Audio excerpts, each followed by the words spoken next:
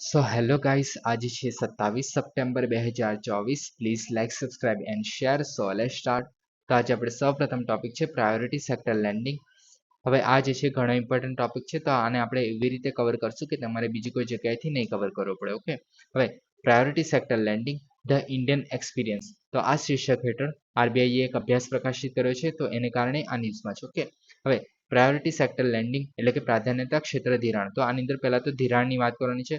તો આજે છે એક પ્રાધાન્યતા આપવામાં આવશે અમુક ક્ષેત્રોને. ઓકે, તો નામ પરથી જ ખબર પડે છે. ઓકે, હવે વ્યાખ્યાની જો વાત કરીએ તો પ્રાયોરિટી સેક્ટર તો એવા ક્ષેત્રોનો ઉલ્લેખ કરે છે જેને સરકાર અને આરબીઆઈ જે છે એ દેશના વિકાસ માટે પહેલા તો નિર્ણાયક માને છે અને તેમને ધિરાણ આપવામાં પણ અગ્રતા આપવામાં આવે છે. ઓકે, હવે કેમ આપવામાં આવે છે તેના વિશે પણ વાત કરશું. ઓકે, હવે કેવા ક્ષેત્રોનો ઉલ્લેખ કરે છે તો કે એમએસએમઈ છે, મહિલાઓ છે. ઓકે, પછી આપણે જે એસએસજી કહીએ છીએ, સેલ્ફ હેલ્પ ગ્રુપ્સ કહીએ છીએ. ઓકે, એમએસએમઈ જે છે. ઓકે, તેવા બધાનો આની અંદર ઉલ્લેખ થાય છે. ઓકે, હવે કયા કયા જે છે બીજા બધા એના વિશે વાત કરશું અને મતલબ કેટલા પ્રમાણમાં એમને લોન આપવામાં આવે છે અને બેંકો દ્વારા પણ કેટલી લોન આપવામાં આવે છે તેના વિશે પણ વાત કરશું. ઓકે, હવે ઉદ્દેશ્યની જો વાત કરીએ તો ક્રેડિટની એક્સેસ પહેલા તો એટલે કે પૈસા જે છે એની પહોંચ પ્રોવાઈડ કરવાની છે. કેવા લોકોને તો કે સમાજના નબળા વર્ગોને અને અવિકસિત વિસ્તારો છે એમને ધિરાણ મળે તેની ખાતરી કરવામાં આવે છે. કે અને નિર્દેશિત ક્રેડિટ. ઓકે, તો બેંક જે છે ધિરાણનો એક પર્ટિક્યુલર હિસ્સો એટલે કે આની અંદર ફિક્સ જ કરી દેવામાં આવે છે કે બેંક દ્વારા જે છે આ પર્ટિક્યુલર હિસ્સો જે છે એ નિર્દિષ્ટ ક્ષેત્રો. ઓકે,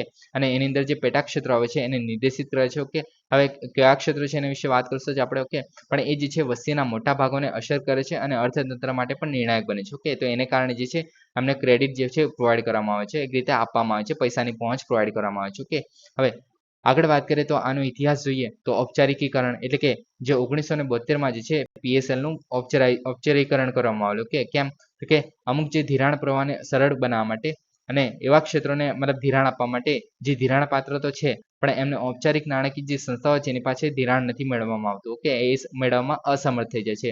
હવે મતલબ અસમર્થ થવાના ઘણા બધા કારણ હોઈ શકે છે, જેમ કે ધારો કે તમારે જો કોઈ બિઝનેસ ચાલુ કરવો હોય પણ તમે જો બેંક પાસે મતલબ પૈસા તો જોઈશે ઉદ્યોગ ચાલુ કરવા માટે. ઓકે, હવે તમે બેંક પાસે જાઓ છો મતલબ લોન લેવા માટે. ઓકે, પહેલા તો તમે મતલબ તમારી કમાણી મતલબ એ બતાવવી પડશે. ઓકે, પ્લસ તમારે જે છે કોઈ મતલબ પ્રોપર્ટીઝ બતાવવી પડશે, પ્લસ તમારે જે કોઈ વ્યાજે મતલબ વ્યાજ ઇન ધ સેન્સ કે આપણે કોઈ ગીરવી રાખવું પડશે. ઓકે, કંઈ તો એ પ્રમાણે પછી તમને લોન આપશે. ઓકે, તો એ રીતે છે. ઓકે, તો એવું ના થાય. ઓકે, તો એના માટે જે છે આ એક મતલબ પર્ટિક્યુલરલી બેંક દ્વારા ડિસાઇડ મતલબ બેંક નહીં આપણે આરબીઆઈ દ્વારા ડિસાઇડ કરી દેવામાં આવે કે ભાઈ આટલું ટકા જે છે તમારે બેંકો જે છે આટલા સેક્ટરમાં જે છે લોન આપવાનું છે. ઓકે, હવે કયા સેક્ટર છે એના વિશે વાત કરીએ તો પહેલા સમિતિ જોઈ લે તો કે ગાડગીલ સમિતિ હતી અને ઘોષ સમિતિ છે. તો આ બે સમિતિ જે છે પીએસએલ પ્રાયોરિટી સેક્ટર લેન્ડિંગ છે તો એની સાથે જોડાયેલી છે. ઓકે, હવે કયા ક્ષેત્રો જે છે તો હવે જે છે કયા ક્ષેત્રો છે તો કે પહેલા તો નબળા વિભાગો છે જેમાં આપણે શેડ્યુલ કાસ્ટ છે, શેડ્યુલ ટ્રાઇબ્સ છે, મહિલાઓ છે, ફિઝિકલી હેન્ડીકેપ લોકો છે, લઘુમતીઓ છે, મેન્યુઅલ સફાઈ કામદારો છે. ઓકે, કારીગરો છે,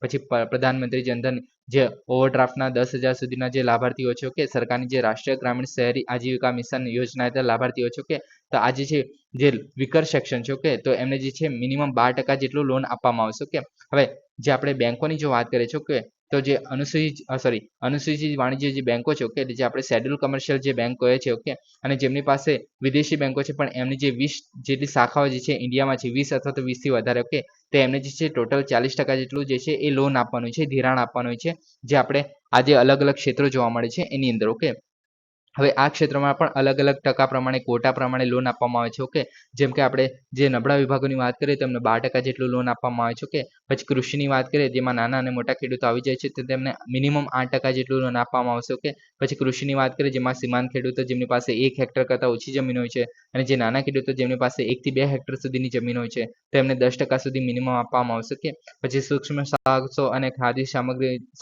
ખાદી ગ્રામક ઉદ્યોગો છે તેમને 7.5% સુધીની અને અન્ય શ્રેણીઓ. ઓકે, અન્ય શ્રેણીઓને 2.5%, જેની અંદર આપણે બાયોમાસ જનરેટર માટે એટલે કે જે નવીનીકરણ ઉર્જા પ્રોજેક્ટ છે, પછી જે વિદ્યાર્થીઓને શિક્ષણ લોન છે, પછી જે આપણે નાના અને મધ્યમ ઉદ્યોગો છે, પ્રધાનમંત્રી આવાસ યોજના હેઠળના લાભાર્થીઓ છે. ઓકે, તો એમને જે છે 2.5% સુધીની લોન આપવામાં આવશે. ઓકે, તો આ રીતે જે ઇમ્પોર્ટન્ટ બને છે કે જે આપણે બેંકો છે. ઓકે, એમને જે છે મિનિમમ 40% જેટલું લોન જે છે આ ક્ષેત્રમાં આપવામાં જ આવશે. ઓકે, અલગ અલગ જે છે હોઈ શકે છે કે ભાઈ આપણે નબળા વિભાગોને 12% આપ્યું, પછી કૃષિને 8% આપ્યું, 18% આપ્યું, એ રીતે. ઓકે, હવે જે બેંકો દ્વારા આપવામાં આવતી લોનની વાત કરીએ તો બેંકોના પ્રકાર પ્રમાણે અલગ અલગ હોય છે જે પીએસએલના કોટા હોય છે તે ઓકે પ્રાયોરિટી સેક્ટર લેન્ડિંગના જે છે કોટા ડિસાઇડ કરવામાં આવે છે ઓકે જેમ કે આપણે અનુસૂચિત વાણિજ્ય બેંકોની જો વાત કરીએ જે શેડ્યુલ કમર્શિયલ બેંક જે કહીએ છીએ અને જે આપણે વિદેશી બેંકોની વાત કરીએ જેની પાસે 20 કે તેથી વધુ શાખાઓ છે અને જે 20 થી ઓછી પણ જે શાખાઓ છે ઓકે તેમને જે છે 40% જેટલું જે છે એ લોન આપવાનું જે હોય છે આ ક્ષેત્રોની અંદર ઓકે જે આપણે આ જોયા તેની અંદર ઓકે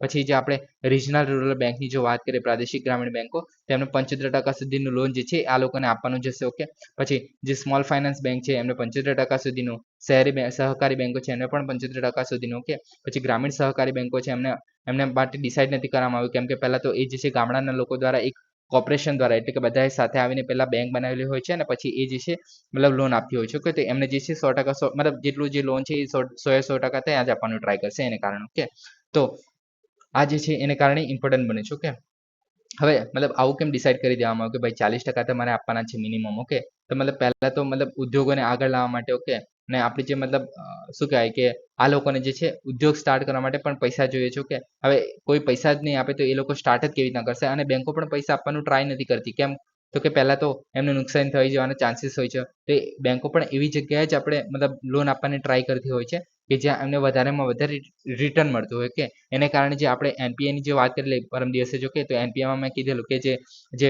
આપણે શું કહેવાય જે આપણે પબ્લિક જે સેક્ટરની બેંક છે અને પ્રાઇવેટ સેક્ટરની બેંક છે પબ્લિક સેક્ટર એટલે કે જે આપણે એસબીઆઈ છે ને એ બધી આપણે જે જાહેર બેંકો છે ઓકે એમને જે ખાનગી બેંકો જે આપણે એચડીએફસી ને એ બધી છે ઓકે તો જે આપણે જાહેર બેંકો છે તો એમના જે એનપીએ છે નોન પરફોર્મિંગ એસેટ્સ જે છે એ 70% ની આસપાસ હશે અને જ્યારે જે ખાનગી બેંકોની જ્યારે વાત કરીએ છીએ તો એના ઓછામાં ઓછા હોય છે ઓકે લગભગ 5 થી 6% સુધી જ એનપીએ જોવા મળે છે ઓકે તો એ રીતે છે ઓકે હવે આગળ વાત કરીએ તો ન્યૂનતમ કોટા તો પહેલા તો જે છે પીએસએલ કોટા જે છે એ ન્યૂનતમ જરૂરિયાતો છે અને મહત્તમ મર્યાદા નથી ઓકે એટલે કે જે છે એ બેંકો જે છે નબળા વર્ગોને લઘુત્તમ કોટા કરતાં વધુ ફાળવી શકે છે ઓકે એટલે કે ધારો કે આપણે શેડ્યુલ કમર્શિયલની વાત કરીએ ઓકે તો એ જે છે મિનિમમ એને 40% આપવાના જોઈએ છે ઓકે પણ એને જે 60% સુધીનું જે પીએસએલ કોટામાં આપવું હોય લોન આપવું હોય કે આ નબળા લોકોને જે આપણે 60% જેટલી લોન આપી દઈએ ઓકે તો એ આપવામાં પણ વાંધો નથી ઓકે તો એ રીતે છે ઓકે પરોક્ષ લોન તો હવે જે છે આપણે non banking financial companies okay હવે ધારો કે આપણે ઉદાહરણ લઈએ તો એચડીએફસી ઓકે તો એચડીએફસી સાથે બીજું કોઈ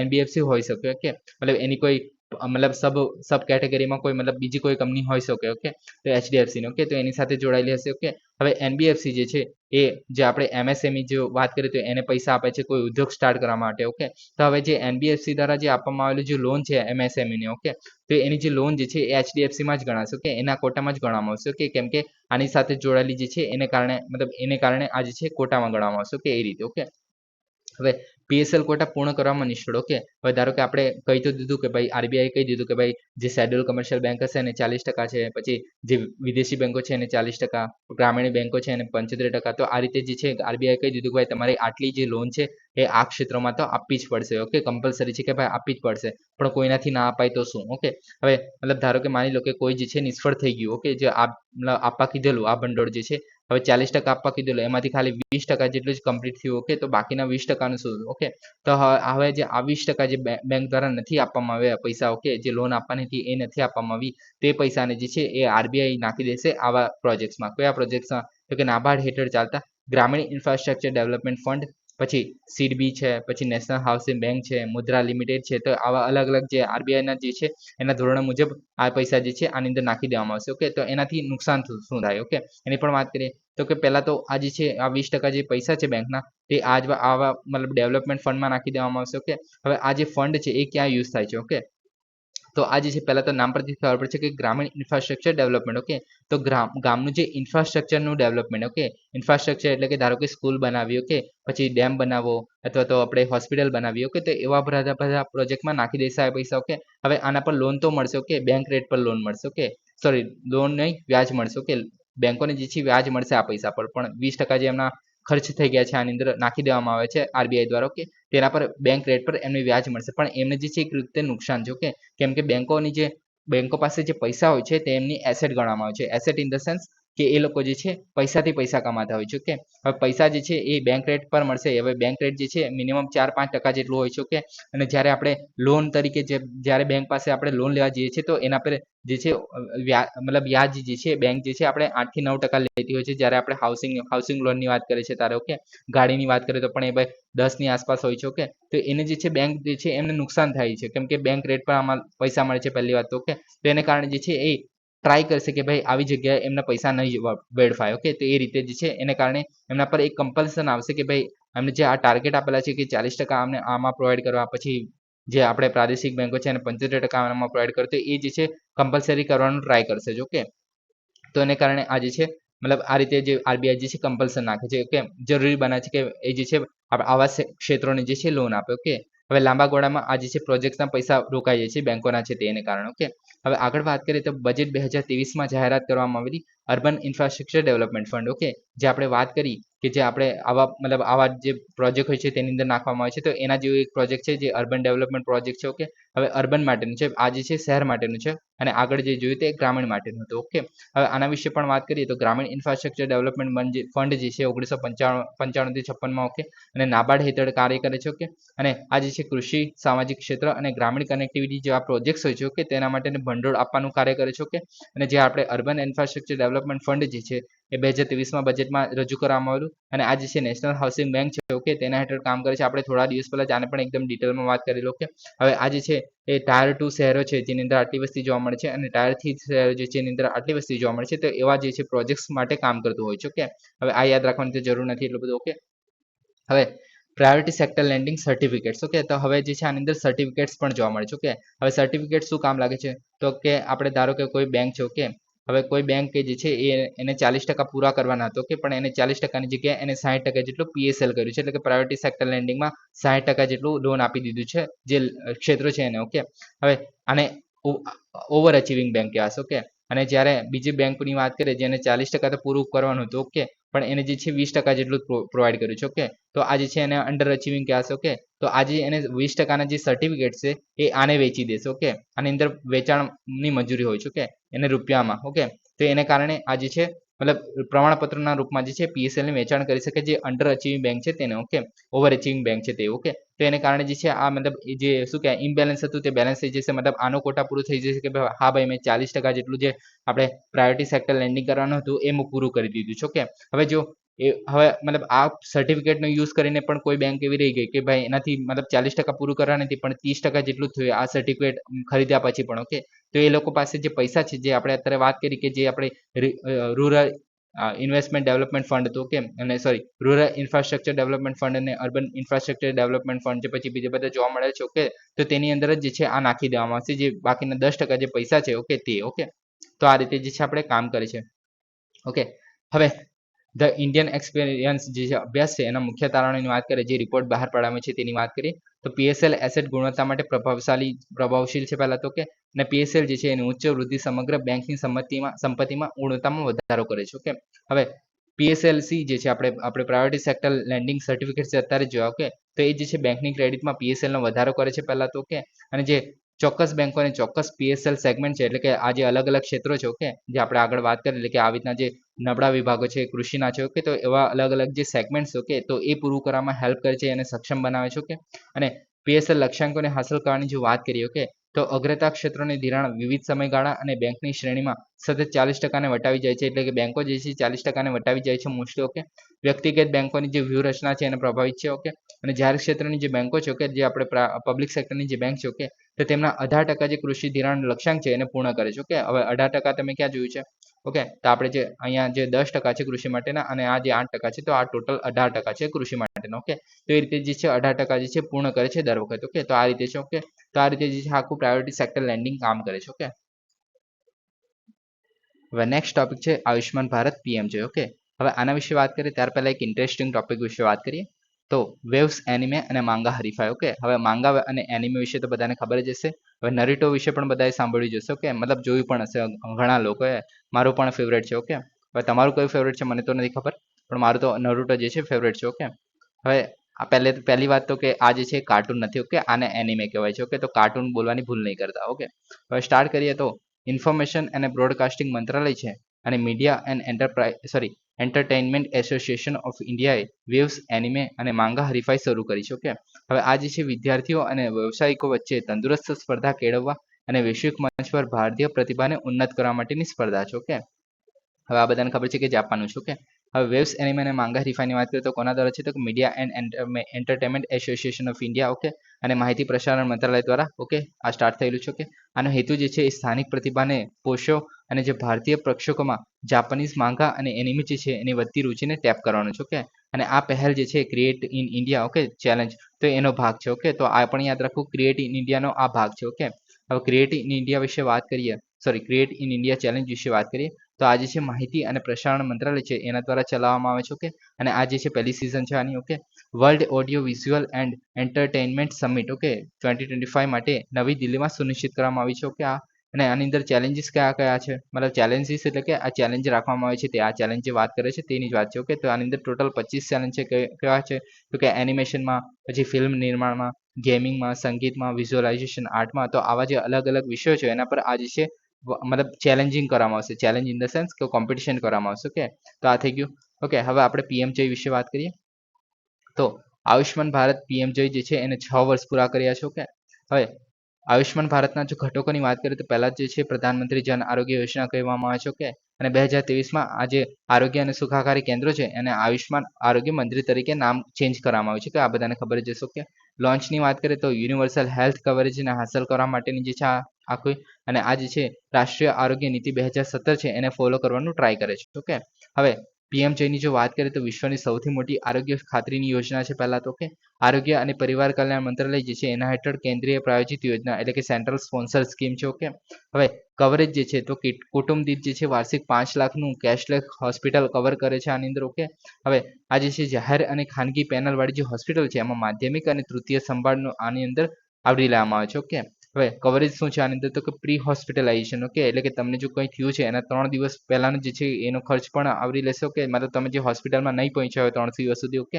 તેના પહેલાના જે તમારા ઘરના જે 3 દિવસ પહેલાના જે મતલબ હશે. ઓકે, ઘરે જે તમે 3 દિવસ કાઢે છે તેનો પણ ખર્ચ આવરી લેવામાં આવે છે આની અંદર. કે હોસ્પિટલમાં દાખલ થયા પછી પણ જે 15 દિવસ સુધીનો ખર્ચ એમાં ડાયગ્નોસ્ટિક અને દવા સહિત તો આ બધો ખર્ચ જે છે આની અંદર આવરી લેવામાં આવે છે. ઓકે, આટલું કવરેજ પ્રોવાઈડ કરવામાં આવે છે. ઓકે, હવે લક્ષ્યની જો વાત કરીએ તો 12 કરોડ જે પરિવારો છે અને અંદાજે 55 કરોડ જે લાભાર્થીઓ છે તેમનો ફાયદો કરાવે છે. ઓકે, હવે આની અંદર પહેલા એવું હતું કે મતલબ 4 જણને જ કવર કરવામાં આવતા હતા, પછી એવું કરવામાં આવ્યું કે બધા લોકો મતલબ ફેમિલીની ગમે એટલી સંખ્યાએ બધા લોકોને કવર કરવામાં આવશે. ઓકે, પછી થોડા ટાઈમ પહેલા આપણે ડિસ્કસ કરેલું કે જે વૃદ્ધો છે. ઓકે, હવે કોઈ પણ વૃદ્ધ હોય તો એમને પણ મતલબ આ કાર્ડ જે છે પ્રોવાઈડ કરવામાં આવેલું. ઓકે, હવે કોઈ પણ વૃદ્ધ એટલે કે રતન ટાટાએ પણ આ જે યોજનાનો લાભ ઉઠાવો હોય તો એ પણ ઉઠાઈ શકે છે એ રીતે. ઓકે, 70 કે તેથી વધુ વયના જે તમામ વરિષ્ઠ નાગરિકો છે એનો અંદર સમાવેશ થાય છે. ઓકે, આગળ વાત કરીએ તો આયુષ્માન પીએમજય સિદ્ધિઓની વાત કરીએ તો આયુષ્માન કાર્ડ જે છે જારી કરવામાં આવેલા જે 35.4 કરોડ લોકો છે તેનાથી વધુ લોકો માટે. ઓકે, અને 33 રાજ્યો અને કેન્દ્રશાસિત પ્રદેશો આની અંદર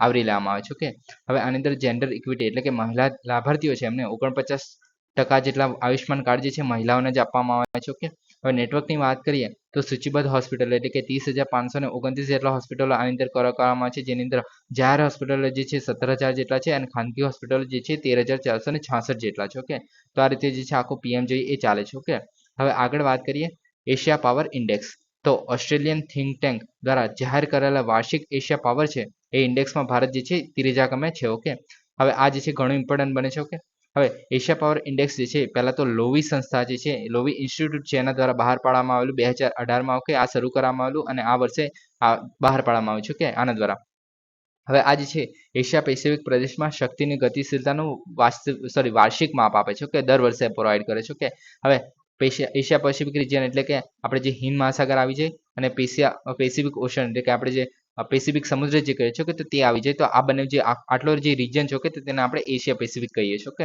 હવે આગળ વાત કરીએ તો એશિયા પેસિફિકના જે 27 દેશો છે એનું મૂલ્યાંકન કરે છે અને બાહ્ય વાતાવરણને આકાર આપવાની અને જે પ્રતિસાદ આપવાની જે તેમની ક્ષમતા છે એનું પરીક્ષણ કરે છે. ઓકે, હવે કેવી રીતે બાહ્ય વાતાવરણ આકાર આપવાની એટલે કે ધારો કે આપણે એક્ઝામ્પલ તરીકે વાત કરીએ તો આપણે ઇન્ડિયાની વાત કરીએ તો ઇન્ડિયા જે આપણે COVID-19 દરમિયાન જે વેક્સિન પ્રોવાઈડ કરેલી આજુબાજુના દેશોનો. ઓકે, પછી જે આપણે બીજી ક્ષમતાનું નિર્માણ. ઓકે, જે આપણે અત્યારે જે ઇન્ફ્લુઅન્સ કરી રહ્યા છે આપણે ડિસિઝન્સ. ઓકે, જેમ કે આપણે G4ની આ જ ડિસ્કશનમાં વાત કરીશું કે જેવી રીતના જે આપણે કન્ટ્રીઝ છે ઓકે એક ઇનિશિયેટિવ છે જે પરમનન્ટ ફાઇલમાં એડ કરવા માટેનું ટ્રાય કરી રહી છે. તો એવા બધા ઘણા ઇનિશિયેટિવ્સ છે ઇન્ડિયા દ્વારા ઓકે. તો એને કારણે જે છે પોતાનું ઇન્ફ્લુઅન્સ જાળવી રહ્યું છે ઓકે. તે રીતે પછી રાજ્યોની જે ભૌતિક ક્ષમતાઓ અને આંતરરાષ્ટ્રીય મંચ પર જે તેઓ જે પ્રભાવ પાડે છે ઓકે તેના પર ધ્યાન કેન્દ્રિત કરે છે. તો આ બધા જે છે આ બધું વસ્તુ પર ધ્યાન કેન્દ્રિત કરે છે જે લોવી સંસ્થા છે એના દ્વારા ઓકે. 2024ની આવૃત્તિમાં પ્રથમ વખત જે તિમોર લેસ્ટે છે, હવે આ તિમોર લેસ્ટે જે છે એ ઈસ્ટ તિમોરની જ વાત કરે છે ઓકે. ઈસ્ટ તિમોર જે છે આનું નામ છે ઓકે. એ જે છે ઇન્ડોનેશિયાની નીચે આવેલું છે ઓકે. તો મતલબ ઈસ્ટ તિમોર છે આનું નામ છે, જે તિમોર લેસ્ટે તરીકે પણ ઓળખાય છે. તો એનો સમાવેશ થયો છે આની અંદર ઓકે. અને દક્ષિણ પૂર્વ એશિયામાં તેના વધતા મહત્વને દર્શાવે છે આ ઓકે. હવે આગળ વાત કરીએ, હવે સોરી પહેલા આ પણ જોઈ લઈએ કે અત્યારે જે છે યુએસએ જે પ્રથમ નંબર છે, ત્યારબાદ ચાઇના છે અને ત્યારબાદ ઇન્ડિયા છે ઓકે. અને ચોથા નંબર પર જાપાન છે. તો આપણે જાપાનને પાછળ છોડી દીધું છે. ઇન્ડિયા જે છે ત્રીજા નંબર પર આવી ગયું છે અને એને જે છે 2.8 પોઈન્ટનો વધારો કરેલો અને જાપાને પછી 1.7% વધારો કરેલો ઓકે. જે આપણે 2023 પ્રમાણે 23 પ્રમાણે આપણે કમ્પેરિઝનમાં જોઈએ તો અત્યારે જે છે 39.1% છે ઇન્ડિયાના અને જાપાનના છે 38.9% ઓકે. તો આ રીતે છે ઓકે. અને ચાઇના જે છે 72.7% ઓકે. તો આપણે ચાઇનાથી ઘણા પાછળ છીએ અત્યારે એમ જોવા જઈએ તો ઓકે. હવે આગળ વાત કરીએ તો સંસાધનના આધારે નિર્ધારિત ઓકે. હવે આ જે છે એક રીતે ઇન્ડેક્સ બહાર પાડ્યો છે કે જે આ ઇન્ડેક્સ બહાર પાડ્યો છે તે એના માપદંડ કહી શકાય ઓકે.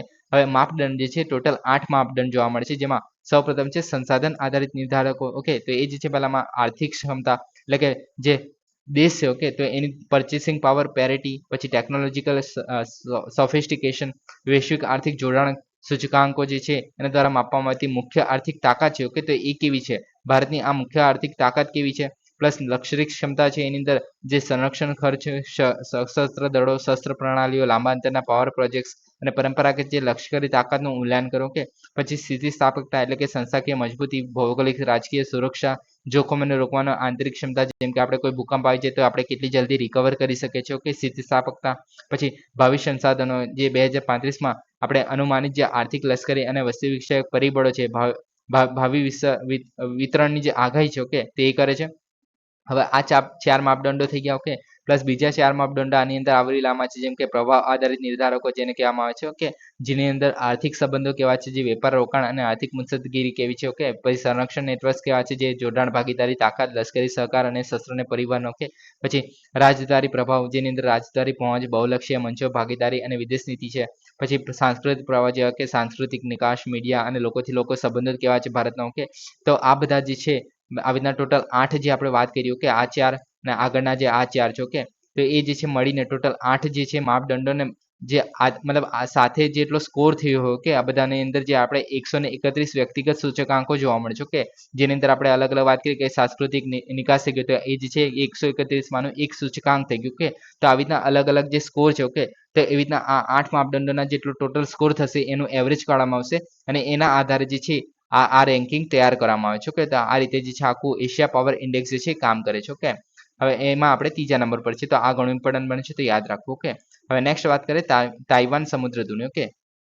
તો એક જાપાની યુદ્ધ જહાજ તાઇવાન સમુદ્ર ધુની દ્વારા તેની નેવિગેશન સ્વતંત્રતા પર ભાર મૂકવા માટે પ્રથમ વખત ક્રૂઝ કર્યું હતું કે એટલે પ્રસાર થયું હતું. કઈ જગ્યાએ હતું કે આ જે છે આપણે સમુદ્ર ધુની જોવા મળે છે, જે આપણે તાઇવાન સ્ટ્રેટ છે ઓકે ત્યાંથી અહીંયાથી પસાર થયું હતું ઓકે. આપણે થોડા મતલબ ગઈકાલે ડિસ્કસ કરેલું કે ચાઇના અને રશિયા જે છે જાપાન સમુદ્રમાં આપણે એક્સરસાઇઝ કરેલી ઓકે. તો એને કારણે પણ આવું મતલબ પગલું ઉઠાવી શક્યું હોય ઓકે જાપાન ઓકે. હવે પહેલા તો સમુદ્ર ધુની એટલે શું હવે બધાને ખબર જ છે, તો આપણે એકવાર ડિસ્કસ કરી લઈએ ઓકે. તો પાણીનો એક સાંકડો ભાગ જે પાણીના બે મોટા શરીરનો જોડે છે, એટલે કે આપણે જે જાપાન સી જોવા મળે છે અથવા તો અને આ બાજુ જે ચાઇના સી આપણે દક્ષિણ ચાઇના સી જોવા મળે છે અને આપણે ઈસ્ટ ચાઇના સી જોવા મળે છે આ બાજુ ઓકે. તો એ બંનેને જોડવાનું કામ કરે છે જે સામુદ્ર ધુની છે, જે તાઇવાન સામુદ્ર ધુની છે તે ઓકે. પછી ઇસ્થમસ, તો એ જમીનની સાંકડી પટ્ટી, તો ઇસ્થમસ આને કહેવાય છે જે મોટા બે જમીનના ટુકડા હોય ઓકે. તો એને જોડવાનું કામ કરે છે, તો આને ઇસ્થમસ કહેવાશે ઓકે. તો એ રીતે ઓકે. હવે તે એને પરંતુ નહેરો માનવ સર્જિત હોય છે ઓકે. તો આ જે સ્ટેટ છે તો એ જે છે માનવ સર્જિત નતા હોય, તો એ કુદરતી રીતે બને છે ઓકે. મહત્વની વાત કરીએ તો મહત્વપૂર્ણ પરિવહન માર્ગો જેવા કે જહાજોને એક પાણીમાંથી બીજા પાણીમાં પસાર થવા દેવા માટે ઇમ્પોર્ટન્ટ બને છે ઓકે. હવે જે તાઇવાન સામુદ્ર ધુનીની જે વાત કરીએ તો એને ફાર્મોસા સામુદ્ર ધુની તરીકે પણ ઓળખવામાં આવે છે પહેલા તો. અને તાઇવાન અને ખંડીય એશિયા છે, તાઇવાન અને ખંડીય એશિયા ટાપુ છે એને અલગ કરે છે ઓકે. તો આ જે છે આપણે ચાઇના જે એશિયાનો પાર્ટ છે અને તાઇવાન જે છે એ મતલબ અલગ ટાપુ છે ઓકે. તો એને અલગ કરવાનું કામ કરે છે ઓકે. હવે મુખ્ય બંદરો જે છે આપેલા છે ઓકે, યાદ રાખવાની જરૂર નથી કે નદીઓ છે જેમ કે આમાં ચીનની જેમાં જીયુલોંગ અને જે મીન નદી છે ઓકે. તો આ જે છે આની અંદર જીયુલોંગ છે ઓકે. એ જે છે આપણે આની અંદર આવે છે. ઓકે, તાઇવાનનું જે સામુદ્ર ધુની છે એની અંદર. ઓકે, આગળ વાત કરીએ તાઇવાન સામુદ્ર ધુનીમાં પહેલા તો જે અલગ અલગ જે ટાપુઓ જોવા મળે છે જેમાં આપણે પેન્ડેસ કોર્સ છે. ઓકે, જે અહીંયા આવેલું છે સોરી પેંગુ આઇસલેન્ડ એવું છે. ઓકે, હવે મતલબ આ બધા યાદ રાખવાની તો જરૂર નથી આપણે. ઓકે, હવે મહત્વની વાત કરીએ તો દક્ષિણ ચીન સાગરને પૂર્વ ચીન સમુદ્ર સાથે જોડવાનું કામ કરે છે. તો આ ઇમ્પોર્ટન્ટ બને છે કે જે આપણો દક્ષિણ ચીન છે એનું સાગર છે અને આપણે જે ઈસ્ટ ચાઇના સી છે આપણે શું કહેવાય પૂર્વ ચીન સમુદ્ર છે. ઓકે, તો તે બંનેને જોડવાનું કામ કરે છે જે આ સ્ટેટ છે સામુદ્ર ધુની છે તે. ઓકે, હવે આ જે છે વર્ષ નેવિગેશનલ વોટરવેઝ છે બધાને ખબર છે, લાખો ટનો કાર્ગોનું પરિવહન થાય છે આની અંદર. ઓકે, અને સૌથી વધુ આર્થિક રીતે મહત્વની માછલી પ્રજાતિઓ જોવા મળે છે જે ચીનના સૌથી મહત્વપૂર્ણ માછીમારોમાંનું મેદાનોમાંનું એક છે. ઓકે, હવે આ થઈ ગયું. ઓકે, હવે નેક્સ્ટ વાત કરીએ unified logistic interface platform. Okay, હવે આ પ્લેટફોર્મ માટે તાજેતરમાં જે NICDC એટલે કે જે national industrial corridor development corporation છે અને logistic data સર્વિલન્સ okay limited. Okay, તો NLDSL છે. ઓકે, તો એને unified logistic interface platform hackathon 2.0 launch કરી છે. ઓકે,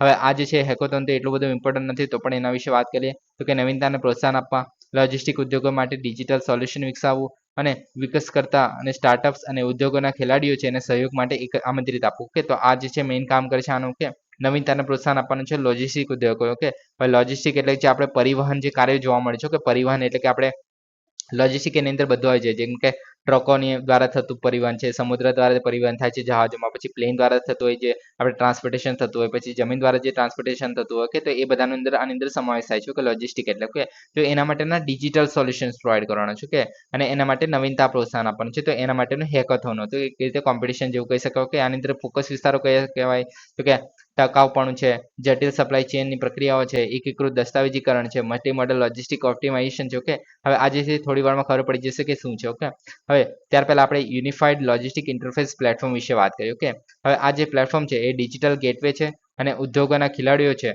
ઓકે, તો એમને API એટલે કે એપ્લિકેશન પ્રોગ્રામિંગ ઇન્ટરફેસ. ઓકે, એટલે કે એપ દ્વારા એપ્લિકેશન એટલે કે ઓનલાઈન. ઓકે, તો એના દ્વારા આધારિત એકીકરણ દ્વારા વિવિધ સરકારી જે સિસ્ટમો છે એનામાંથી લોજિસ્ટિક સંબંધિત જે ડેટા સેટ છે એને એક્સેસ કરવાની મંજૂરી આપે છે. ઓકે, હવે આ શું થઈ ગયું કે લોજિસ્ટિક સંબંધિત ડેટા સેટ એક્સેસ એટલે શું પહેલા તો. ઓકે, હવે સરકારી સિસ્ટમો માટે. ઓકે, હવે અલગ અલગ મંત્રાલયો જોવા મળે છે જેમાં આમાં લખેલું છે કે જે 118 API છે. ઓકે, એટલે કે જે એપ્લિકેશન પ્રોગ્રામિંગ ઇન્ટરફેસ છે એના દ્વારા 10 મંત્રાલયોની જે 37 સિસ્ટમો છે એની સાથે 1800 થી વધુ ડેટા ફિલ્ડ્સ આવરી લેવામાં આવે છે. ઓકે, હવે આ બધું શું છે એની વાત કરીએ તો કે આ છે. ઓકે, હવે ધારો કે કોઈ પ્રાઇવેટ કંપની છે. ઓકે, હવે ધારો કે આપણે એક્ઝામ્પલ લઈ લઈએ તો કોઈ પ્રાઇવેટ કંપની છે, કોઈ ટ્રક વાળો છે, મતલબ કોઈ પ્રાઇવેટ કંપની છે અને પોતાનો મતલબ એક જગ્યાએથી બીજી જગ્યાએ કોઈ રાજ્યમાં સપ્લાય કર્યું છે પ્રોડક્ટની. ઓકે, તો એ શું કરશે તો કે એક ઈ-વે બિલ બનાવશે. ઓકે, તો ઈ-વે બિલ જે છે નાણાં મંત્રાલય હેઠળ કામ કરે છે. ઓકે, તો ઈ-વે બિલ બનાવશે. ઓકે, હવે ઈ-વે બિલ જે છે આપણે જ્યાંથી નીકળે છે અને ત્યાંથી જ્યાં પહોંચે છે. ઓકે, ત્યાં સુધી જેટલું પણ છે એ કામ જે છે આપણે ઈ-વે બિલ દ્વારા થઈ જશે. ઓકે, જે ટ્રક જે છે ટ્રાન્સપોર્ટ થાય છે તે. ઓકે, લોજિસ્ટિક જે ટ્રાન્સફર થઈ રહ્યું છે તો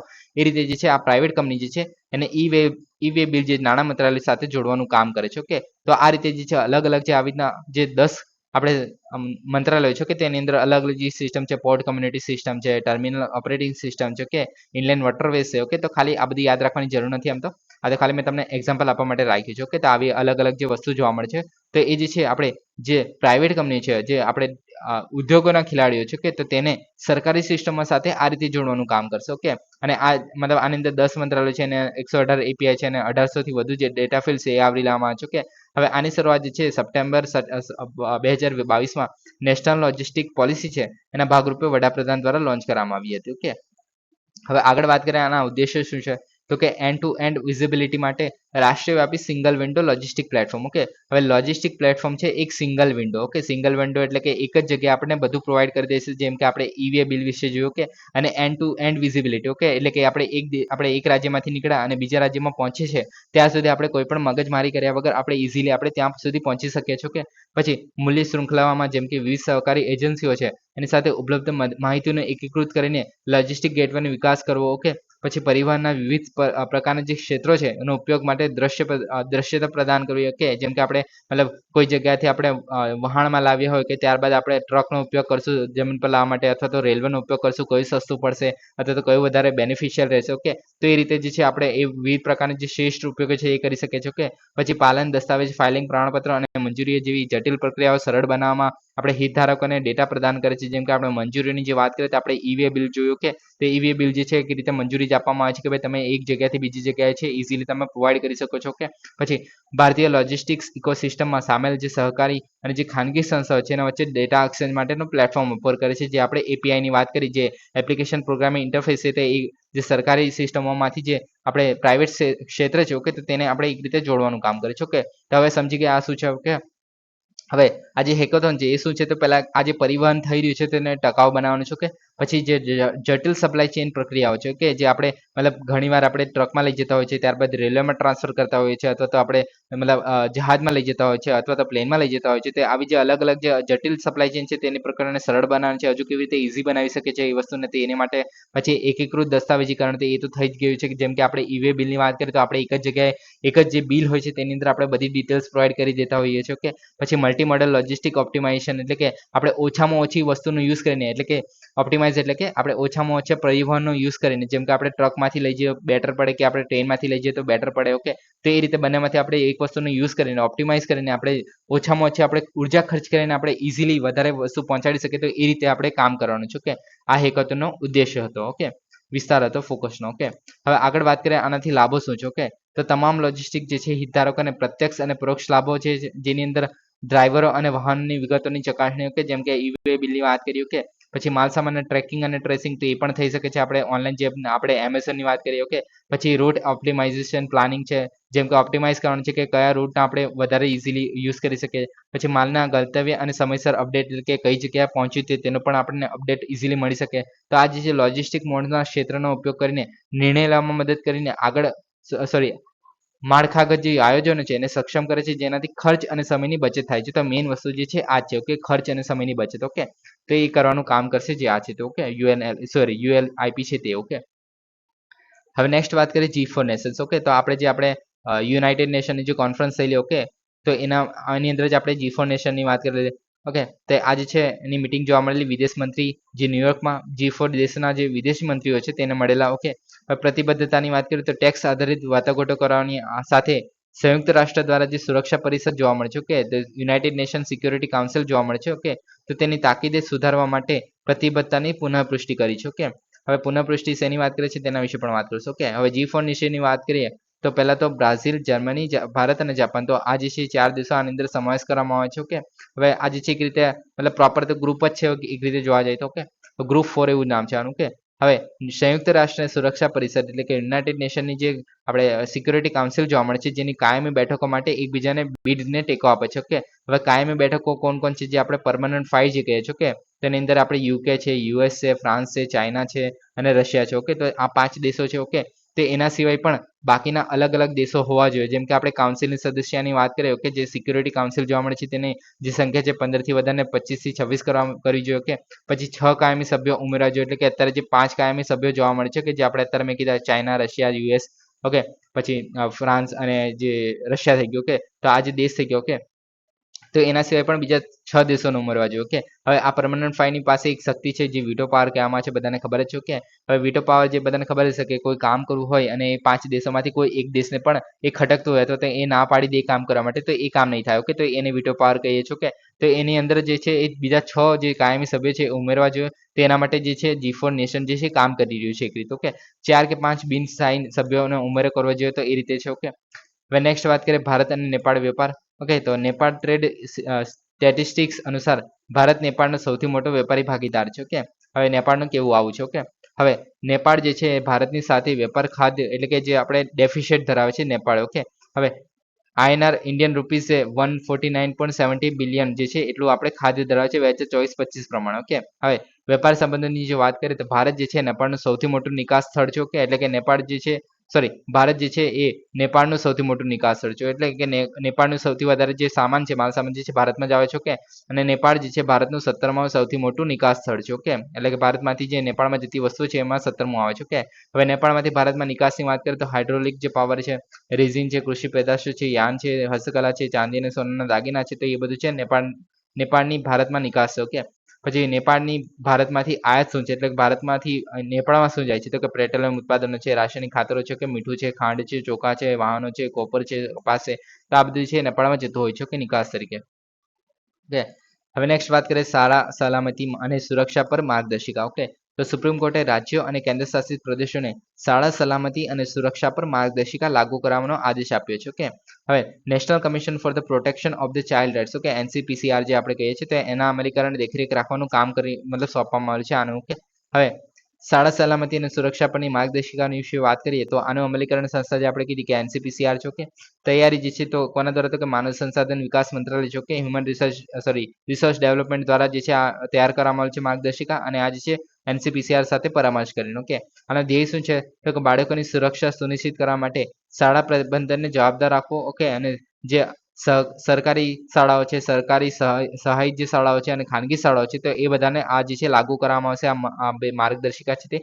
અને આ જે છે એક સલાહકારી માર્ગદર્શિકા છે, એટલે કે કોઈના પર ફોર્સ નથી કરવામાં આવતી, એક રીતે સલાહકારી છે, એટલે કે તમે આની અંદર ચેન્જીસ કરી શકો છો એ રીતે. ઓકે, હવે નેક્સ્ટ વાત કરીએ ઇન્ડિયા AI. ઓકે, તો ઇન્ડિયા AI જે સ્વતંત્ર બિઝનેસ ડિવિઝન જે છે IBD, તો એની જે છે ઇન્ડિયા AI ફેલોશિપ, એટલે કે એક રીતે PhD માટે જે એમટેક અને એમટેક અને બીટેક વિદ્યાર્થીઓ છે એના નામાંકનને આમંત્રિત કર્યા છે. ઓકે, હવે આ જે છે ઇન્ડિયા AI ફેલોશિપ જે છે એ પૂર્ણ સમયના PhD વિદ્વાનો માટેની છે. ઓકે, હવે આ જે છે આર્ટિફિશિયલ ઇન્ટેલિજન્સ પર PhD પ્રોવાઈડ કરશે. ઓકે, અને આની અંદર જે ટોપ 50 જે NIRF એટલે કે national institution ranking framework, okay, તો આની અંદર જે IIT છે, તો એવા બધા જે મતલબ જોવા મળે છે. ઓકે, તો એની અંદર સંસાધન સંસ્થાઓ છે. ઓકે, તો આની અંદર ફેલોશિપ પ્રોગ્રામ છે એક રીતે. ઓકે, હવે ઇન્ડિયા AI ની જો વાત કરીએ તો ડિજિટલ ઇન્ડિયા કોર્પોરેશન છે એના હેઠળ સ્વતંત્ર બિઝનેસ ડિવિઝન છે અને આ જે છે ઇલેક્ટ્રોનિક્સ અને IT મંત્રાલય છે એની હેઠળ આ જે છે કામ કરે છે. ઓકે, હવે ઇન્ડિયા AI મિશન જે આપણે ઘણી વખત ડિસ્કસ કરેલું છે એમ તો, અને એની અમલીકરણ એજન્સી તરીકે છે. ઓકે, હવે AI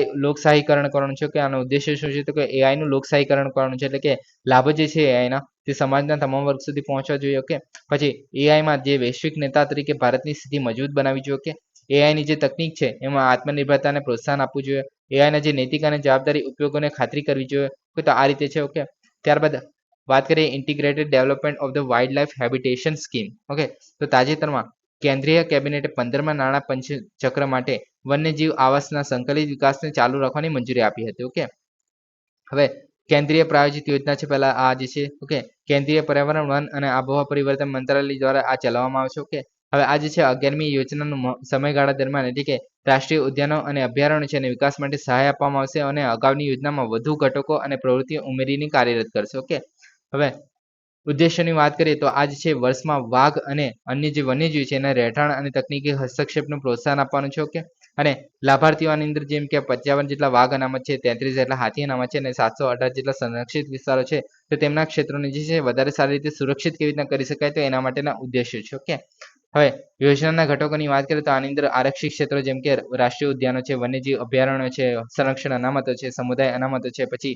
સંરક્ષણ વિસ્તારની બહાર જે વન્યજીવ અભયારણ્યો વન્યજીવોનું રક્ષણ કરવું, પછી પુનઃપ્રાપ્તિ કાર્યક્રમ જેમાં ગંભીર રીતે ભયંકર પ્રજાતિઓ છે કે મતલબ જે રીતે એન્ડેન્જર જે પ્રજાતિઓ જોવા મળે છે કે તો તેમના રહેઠાણોને સાચવવું. ઓકે, તો તેઓ બધા કામ કરવામાં આવશે આની અંદર. ઓકે, પછી હવે જે integrated development wild life habitat છે. ઓકે, તેના પેટા ઘટકોની વાત કરીએ તો આની અંદર પ્રોજેક્ટ ટાઈગર જોવા મળે છે, જે બંગાળના ટાઈગર આપણે બંગાળના જે વાઘ છે તે સંકટગ્રસ્ત જોવા મળે છે. કે તો તેના કુદરતી રહેઠાણો છે અને સક્ષમ વસ્તીને ખાતરી કરવાની છે કે એટલે કે એમના રહેઠાણોને સાચવવાના છે. કે બંગાળના વાઘને લુપ્ત થવાથી બચાવવાના છે. સપોર્ટ પ્રોજેક્ટ ચિત્તા છે, એટલે કે પ્રોજેક્ટ ચિત્તા જોવા મળે છે તેને પણ સપોર્ટ કરવાનો છે. કે પછી પ્રોજેક્ટ હાથી જોવા મળે છે, જેને હાથીની વસ્તી અને તેમના રહેઠાણનું સંરક્ષણ કરવાનું છે, જેમાં માનવ હાથી જે સંઘર્ષ જોવા મળે છે તેમાં ઘટાડો કરવાનો છે. બંધક હાથીઓ જોવા મળે છે એના કલ્યાણમાં સુધારો કરવાનો છે. કે પછી વન્યજીવ આવાસ વિકાસ જે પ્રોજેક્ટ ડોલ્ફિન જે ડોલ્ફિનના સંરક્ષણ માટેનું છે, અને પ્રોજેક્ટ સિંહ જે છે સિંહના સંરક્ષણ માટેનું છે. કે તો આવા જે અલગ અલગ પેટા ઘટકો પણ આની અંદર આવરી લેવામાં આવે છે. ઓકે, હવે નેક્સ્ટ વાત કરીએ એતુર નગરમ વન્યજીવ અભયારણ્ય. તો દુર્લભ હવામાનની ઘટનાને 2 ચક્રવાતથી અથડામણને કારણે મોંગોલ જે જિલ્લાના એનંગરમ જે વન્યજીવ અભયારણ્ય છે માં હજારો વૃક્ષો ધરાશાયી થયા હોવાનું જાણવા મળ્યું છે. ઓકે, હવે એ તો ઇમ્પોર્ટન્ટ નથી, પણ આના વિશે વાત કરીએ તો મહારાષ્ટ્ર, છત્તીસગઢ અને તેલંગાણાની સરહદ પર આવેલું છે. ઓકે, હવે આ જે છે એતુર નગરમ જે ગામ છે. ઓકે, એ મુગુલ જિલ્લા તેલંગાણાની આદિવાસી ગામ છે. ઓકે, હવે નિકટતાની વાત કરીએ તો આનાથી આટલું દૂર છે અને આનાથી આટલું દૂર છે, તો યાદ રાખવાની જરૂર નથી. ઓકે, હવે સ્થાપના જોઈએ તો હૈદરાબાદના સરકાર દ્વારા 1952માં વન્યજીવ અભયારણ્ય જાહેર કરવામાં આવેલું. ઓકે, હવે અહીંયા આવેલ છે એરુંગુદામ વાઇલ્ડ લાઇફ સેન્ચ્યુરી જે છે આ મહારાષ્ટ્ર છે, આપણે તેલંગાણા છે અને છત્તીસગઢ છે, તો એના એટલીસ્ટ બોર્ડર પર જોવા મળે છે. ઓકે, ત્રણે ત્રણના. ઓકે, હવે આશરે 800 કિલોમીટરમાં ફેલાયેલું છે કે નદીની વાત કરીએ તો આ ઇમ્પોર્ટન્ટ બને છે. ઓકે, હવે નદી કઈ છે તો કે દયામ નદી જે છે, દયામ વાગુ, તે જે પાણીનો સ્ત્રોત છે જે અભયારણ્યને 2 ભાગમાં વિભાજિત કરે છે. ઓકે, અને ગોદાવરી નદીની વાત કરીએ તો અભયારણ્યમાંથી વહે છે. તો આપણે યાદ રાખવું કે ગોદાવરી નદી જે છે આ અભયારણ્યમાંથી વહે છે, નગરમ જે છે એમાંથી. ઓકે, વનસ્પતિની વાત કરીએ તો ઉષ્ણકટિબંધીય શુષ્ક પાનખર જંગલો જોવા મળે છે આની અંદર. ઓકે, હવે મુખ્ય પ્રજાતિ શાક, વાંસ, મધુકા અને ટર્મિનેલિયા. ઓકે, તો આ જોવા મળે છે. ઓકે, પ્રાણી સૃષ્ટિની વાત કરીએ તો વાઘ, ચિત્તો, પેન્થર, વરુ, જંગલી કૂતરા વગેરે જોવા મળે છે. ઓકે, સરીસૃપમાં મગર, કોબરા, અજગર, ક્રેટ જોવા મળે છે. ઓકે, અને સરક્કા સરમલ્લમમાં ઓકે મંદિર, તો આ જે છે એકવાર ન્યૂઝમાં પણ તો આપણે ડિસ્કસ પણ કરેલું. ઓકે, તો એ પણ જોવા મળે છે આ અભયારણ્યની અંદર. ઓકે, તો એને કારણે ઇમ્પોર્ટન્ટ બને છે. ઓકે, સો ગાઈઝ આજ માટે આટલું છે. Please subscribe, like and share. Thank you for listening. જય હિન્દ, વંદે માતરમ.